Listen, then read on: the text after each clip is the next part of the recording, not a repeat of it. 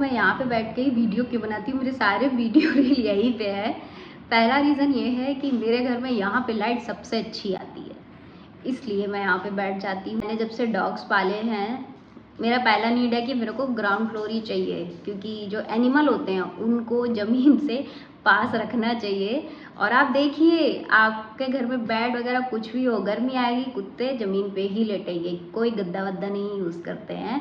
और मेरी भी आदत अब ऐसी हो गई, मेरे को ज़मीन पे बहुत अच्छा लगता है। पास में बेड है, अंदर भी है, बट मुझे ज़मीन पे ही लेटना होता है। मैं सोऊंगी तो गद्दा नीचे लगा लूँगी और सोऊंगी। ये मेरे साथ हो गया है मुझे, क्योंकि ये लोग भी थोड़ा मेरे पास रहते हैं। और मेरा बेटा नहीं पसंद करता ज़मीन पे लेटना बिल्कुल भी, वो अपने अलग खेलता रहेगा, वो नहीं आएगा यहाँ पे। सो यही रीज़न है, मैं यहीं बैठी रहती हूँ। मेरा एक जो मकसद है यहाँ पे वीडियो बनाने का, मतलब यूट्यूब पे आने का, वो ये है कि मेरे भी पॉइंट ऑफ व्यू है। मेरी लाइफ कॉमन लाइफ नहीं है, मेरे जैसे लोग आपको बहुत कम मिलेंगे। लाइफ ने जो मुझे टास्क दिए या मैं जिन सिचुएशंस में हूँ, हाँ मेरे साथ जो चीज़ें हैं वो हो सकता है एक प्रॉब्लम किसी एक के साथ हो, दूसरी प्रॉब्लम किसी और के साथ हो, बट मेरे साथ बहुत सारी प्रॉब्लम अकेले मेरे ही साथ हो गई हैं। ऐसा लगता है कि मैंने ना अपनी लाइफ में एक कम उम्र में बहुत कुछ जो है देख लिया, झेल लिया, ओवरकम भी कर लिया। एक प्लेटफॉर्म है जहाँ पे मैं अपने व्यूज़ रख सकती हूँ, शायद लोग मेरे साथ जुड़े। आई विश टू समझे, देखे मुझे भी। एक चीज़ और ये फ़ायदा है कि मैं जब आज से 10 साल बाद, 20 साल बाद पलट के अपने चैनल को देखूंगी कि हाँ ठीक है, उस वक्त जब मेरी ये एज थी, मैं इस सिचुएशन में थी, तो मैं कैसे सोचती थी, क्या मेरा पॉइंट ऑफ व्यू हुआ करता था, कैसे मेरे रिएक्शन हुआ करते थे। क्योंकि हम भूल जाते हैं धीरे धीरे अपने पास्ट को, अपनी मिस्टेक्स को भी, और अपने लिए हुए अच्छे एक्शंस को भी। मेरा बेटा भी जब बड़ा होगा, शायद मेरी एज पे जब पहुँचेगा, मैं भी ऐसी कोई सिचुएशन हो, वो भी कभी देखेगा कि हाँ ठीक है, मेरी मदर ऐसे टाइम पे ऐसे सोचती थी, मैं इतना बड़ा था। एक मेमोरीज़ का कलेक्शन मेरे पास रहेगा।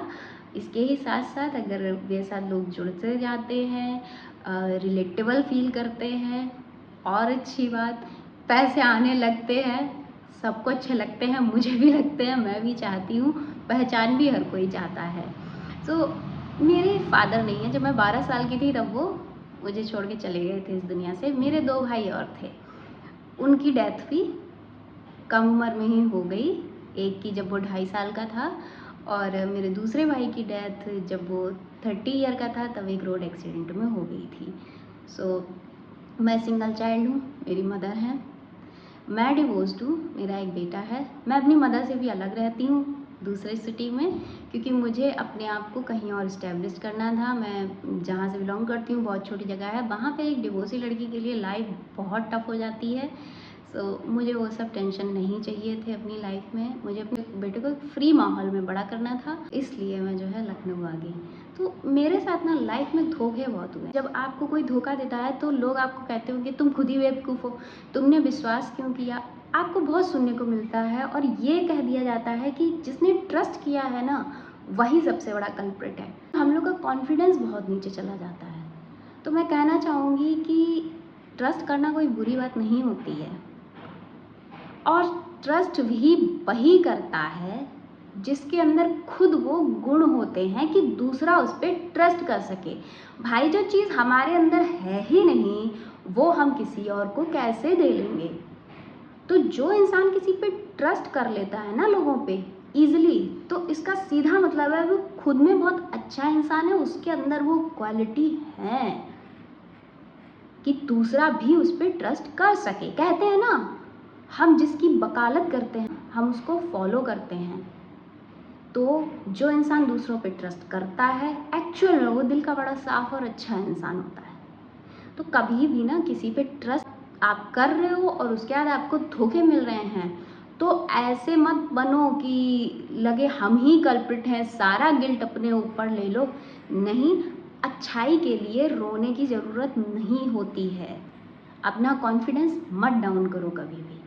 अब मैं प्रोटेक्टेड रहती हूँ, मेरे गार्ड्स अप हैं। गार्ड्स अप इसलिए हैं क्योंकि मैं अब नहीं चाहती कि विदाउट फिल्टर कोई भी आ जाए मेरी लाइफ में, और मैं फिर से ट्रस्ट करूँगी और मुझे जो है फिर से धोखे मिलें। तो कुछ फिल्टर हैं जो मैंने अपनी लाइफ में अब लगाए हैं, विच इज़ इम्पॉर्टेंट, हमें अपनी गलतियों से सीखना चाहिए, पर इसका मतलब ये नहीं होता है कि हम ट्रस्ट को एक बुरी चीज़ समझ लें, खुद को गिल्टी मान लें, उसके बाद हम लाइफ में एक बुरे इंसान बनने की कोशिश करते रहें। वो बिल्कुल भी अच्छी बात नहीं होती है, क्योंकि मुझे बार बार लाइफ में ये बहुत बार सुनने को मिला है। मैं अगर चाहूँ मुझे तो भगवान पे भी ट्रस्ट नहीं करना चाहिए, क्योंकि भगवान ने मेरे से सारे मेल सपोर्ट हटा दिए। एक लड़की को किसके सपोर्ट होते हैं? फादर के, ब्रदर्स के, पति के, है ना। बेटा तो छोटा है भैया, वो बड़ा होगा तब करेगा जाके। हम तो तब तक अपनी 1/3 लाइफ सर्वाइव कर लेंगे। शायद हम तब तक इतने तो रहेंगे ना कि हम अपना जो है जिम्मेदारी उठा सकें। डिपेंडेंसी जब तक आएगी, बच्चा उस टाइम में सपोर्ट करने के लिए तैयार होगा, तब तक तो मेरी बहुत एज निकल जाएगी। जहाँ एक्चुअल हम ग्रो कर रहे होते हैं, हमें लोगों के सपोर्ट चाहिए होते हैं, उस टाइम पे एक लड़की को जो मेल सपोर्ट मिलता है वो सारे के सारे भगवान ने मेरी लाइफ से हटा दिए थे। तो मुझे तो भगवान पर मतलब भरोसा नहीं करना चाहिए ना। बट नहीं, मेरा बहुत ट्रस्ट है उन पे। बस मैं ये सोचती हूँ कि भगवान ना तुम्हारे लिए एक उंगली भी नहीं हिलाएगा जब तक तुम खुद को अंदर से एनालाइज करके, अपनी पावर्स को समझ के, अपनी लाइफ को मैनेज नहीं करोगे। उसने अपना काम कर दिया, तुमको लाइफ देके, इस दुनिया में पैदा करके उन्होंने अपना काम कर दिया। नाउ आप मैनेज करो। तो हर चीज़ के लिए ना तो भगवान को ब्लेम करो, ना उनके पीछे पड़ जाओ। अपनी लाइफ मैनेज करिए, खुद के लिए सोचिए कि क्या डिज़र्व करते हैं। एक चीज़ है कि हमें कभी ना एक एमलेस लाइफ नहीं जीनी चाहिए। हमारी लाइफ में कितनी भी प्रॉब्लम्स हों, बट जो हमारे मकसद होते हैं ना, जो एम होते हैं, वो हमें ज़िंदा रखते हैं। एक मीनिंगफुल एम। देखिए, पेट तो अपना कोई भी भर लेता है, और एक एज की बात कहते हैं ना कि इतने बड़े हो गए, इतने बड़े हो गए। याद रखिए, मूर्ख भी बड़े हो जाते हैं। पड़े पड़े अजगर भी 500 साल का हो जाता है, कछुआ भी हो जाता है। इसका मतलब ये नहीं है ज़िंदगी में बहुत कुछ उखाड़ा उन्होंने तब वो इतने बड़े हो गए। मैंने पागल खाने में 60 70 साल के पागल देखे हैं। सड़क पे डोलते हुए मैंने 60 70 साल के भिखारी देखे हैं, जो पूरी ये सड़क पे ही डोलते रहते हैं। तो एज कोई अचीवमेंट नहीं होती हमारी कि हाँ बस हम जिंदा रह लिए, इतने साल हमने दुनिया में काट लिए। ये एमलेस लाइफ होती है। अपनी लाइफ का एक एम रखो। मेरी लाइफ में ये था, मुझे किसी के फाउंडेशन नहीं अच्छे लगते, स्पेशली मेरी चीज़ों पे। मैं क्या पहनूंगी, कैसी भाषा बोलूँगी, क्या खाऊंगी, मुझे बिल्कुल भी अच्छा नहीं लगता कि कोई दूसरा बताए। स्पेशली भाई हमारे जो है यूपी के कल्चर में तो लड़कियों के कपड़े डिसाइड करने का हक तो सबको है। इवन तुम्हारे पड़ोसी के पड़ोसी के पड़ोसी चाचा को भी हक है कि उनकी लड़की या उनकी बहू क्या पहने। उनको भी फर्क पड़ जाता है। क्यों पड़ जाता है भैया? हम तुमको बताने आए कभी तुम क्या पहनो? तुम अपने घर की 4 दीवारी के अंदर क्या करो, या तुम कहाँ रहो? एक नॉर्मल सा रिलेशन नहीं तुम किसी से फॉर्म कर सकते हो कि हाँ जस्ट हम भी इंसान तुम भी इंसान, ठीक है। घुसना है सबके, मुझे नहीं अच्छी लगती हैं ऐसी चीज़ें। सोसाइटी में ये चीज़ें जब आप दूसरों की बर्दाश्त करते हो, शायद आपकी लाइफ कहीं ना कहीं सोसाइटी वाइज ईजी हो जाती होगी, बट मेंटल हेल्थ बहुत ख़राब रहती है ऐसे लोगों की। भैया आप किसी को लगातार सप्रेस करोगे तो वो कोई अच्छी सिचुएशन में नहीं रहने वाला, और एक दिन बाउंस करके जाएगी चीज़। ज़्यादातर आप देखो जो होम मेकर वुमेन होती हैं, एक सर्टन एज के बाद वो किसी न किसी मेंटल इशू से जूझ रही होती हैं, डिप्रेशन में होती हैं। बट डिप्रेशन तो कुछ होता नहीं ना, इनर हैप्पीनेस कुछ होती ही नहीं है अपने यहाँ। मैं इन चीज़ों को बहुत देखती हूँ, मुझे बहुत फ़र्क पड़ता है, और मुझे मेरी लाइफ को एक मकसद देना था, देना है, और मैं इन फ्यूचर भी कभी अपनी एमलेस लाइफ तो नहीं जी पाऊँगी। ना ही मैं अपने लाइफ को अपने बेटे के भरोसे जीना चाहती हूँ। वो एक फ्रेश लाइफ है, वो बड़ा होगा, उसके अपने सपने होंगे, उसको कहीं घूमना होगा, उसकी अपनी चॉइस ऑफ थिंग्स होंगी। मैं अभी से ये सोच लूँ मेरा ये काम बड़े होकर मेरा बेटा कर देगा, तो वो उसकी लाइफ कब जिएगा, है ना? मेरी जो भी प्रॉब्लम रही हूँ, मेरे जो भी बैटल रहे हों, उनके स्कार मैं उसके ऊपर नहीं जाने दे सकती। मैं अपनी फाइट्स खुद लड़ूंगी। जिसने कि मुझे शायद अंदर से एक बहुत डिफरेंट इंसान भी बनाया है, एंड उसी में मेरे को बहुत लोग टोकते हैं, अरे पहले अपना देख लो, अकेली हो, अपने बच्चे को देख लो, बाद में किसी की मदद करना। देखिए, ऐसा कोई टाइम लाइफ में, कोई ऐसा परफेक्ट टाइम नहीं आता जब आप किसी की मदद करने के लायक या सेवा करने के लायक या कोई भी सोशल वर्क करने के लायक बनोगे।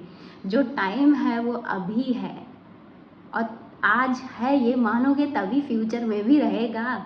ऐसा कोई टाइम इनविटेशन लेके कभी नहीं आता इंसान के पास। और मुझे बहुत बुरा लगता है जब किसी कमज़ोर को कोई परेशान करता है, या कोई भी क्रीचर है वो कमज़ोर है इसलिए जो उसकी लाइफ की बेसिक नीड है वो नहीं पूरी हो रही। इंसान मुंह से बोल लेता है, उसके साथ अन्याय करो वो जाके लड़ भी लेगा, या तो सामने लड़ेगा या थाने पुलिस जाएगा, और पावरफुल होगा तो कोर्ट कचहरी चला जाएगा। जानवर नहीं कर पाते ये कुछ भी, वो भीख भी नहीं मांग पाते।